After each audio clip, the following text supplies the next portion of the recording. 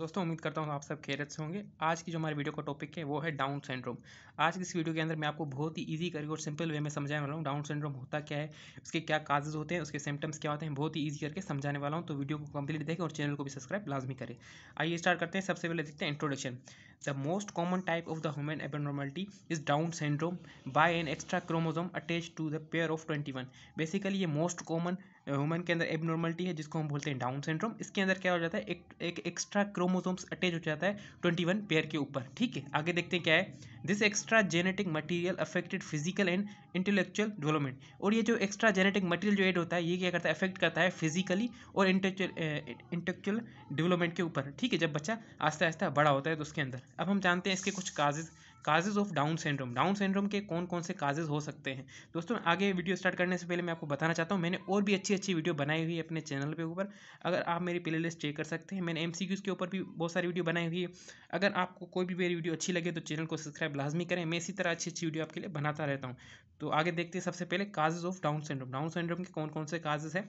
सबसे पहले क्या लिखा, down syndrome is caused by trisomy 21। ठीक है, डाउन सिंड्रोम जो बेसिकली काज होता है वो 21 क्रोमोसोम्स की वजह से काज होता है, क्योंकि वहाँ पे एक एक्स्ट्रा एक और क्रोमोसोम अटैच हो जाता है। ठीक है, तो उस वजह से उसको ट्राइसोम बोलते हैं। This condition occur due to mistake during the cell division. ये कंडीशन तब होती है जब मिस्टेक हो जाए सेल डिवीजन के दौरान या नॉन डिस्जंक्शन।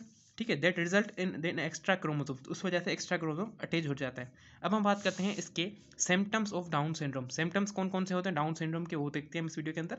सबसे पहले हम देखते हैं फिजिकल फीचर्स। उनके अंदर फिजिकल फीचर्स कौन कौन से होते हैं।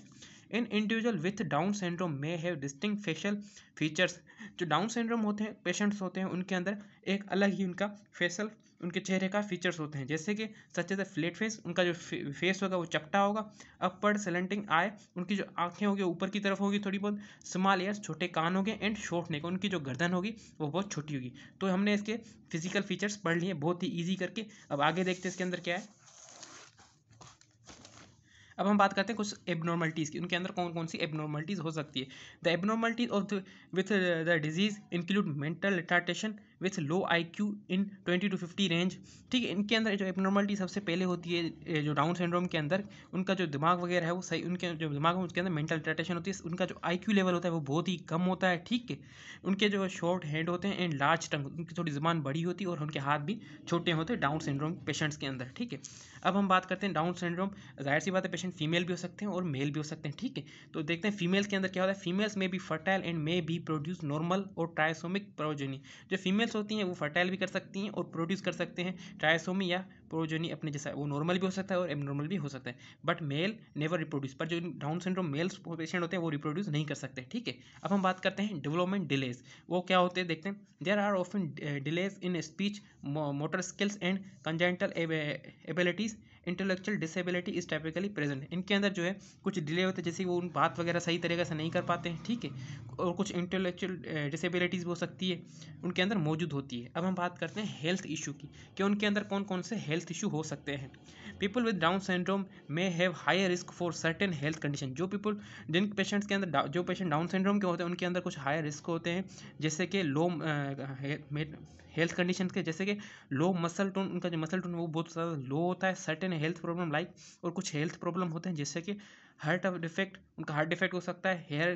हियरिंग लॉस, वो सुनने में उनको मसला हो सकता है या सही तरीके से वो सुन नहीं पाते। एंड विजन प्रॉब्लम्स, और उनको देखने में भी तकलीफ होती है, वो सही तरीके से देख नहीं पाते। अब आगे देखते हैं और क्या क्या है इसके अंदर।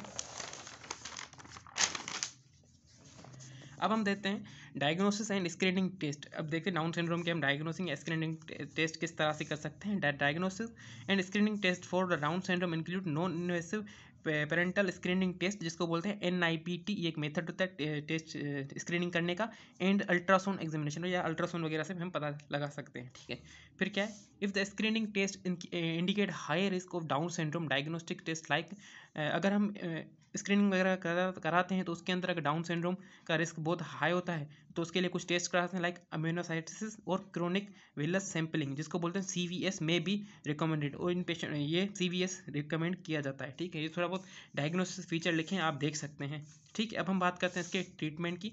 There is a no cure of Down syndrome. Down syndrome की कोई भी ट्रीटमेंट वगैरह नहीं होती, but intervention and support services help to individual with Down syndrome. पर कुछ ऐसी सर्विसेज वगैरह हम दे सकते हैं डाउन सिंड्रोम के पेशेंट को उनकी हेल्प करने के लिए। ठीक है, अब हम बात करते हैं इसके आगे क्या लिखा है, ट्रीटमेंट में भी स्पीच थेरेपी। ट्रीटमेंट हम इस तरह से कर सकते हैं, हम उसकी स्पीच थेरेपी करवाते हैं। अगर हम स्पीच थेरेपी कराते हैं तो उनको बोलने में थोड़ी बहुत ईजी हो सकती है, ठीक है, बात करने में उनको आसानी हो सकती है। फिर क्या फिजिकल थेरेपी, फिजिकल थेरेपी हम करा सकते हैं, ठीक है। एजुकेशनल सपोर्ट, हम उनको एजुकेशनल सपोर्ट भी दे सकते हैं।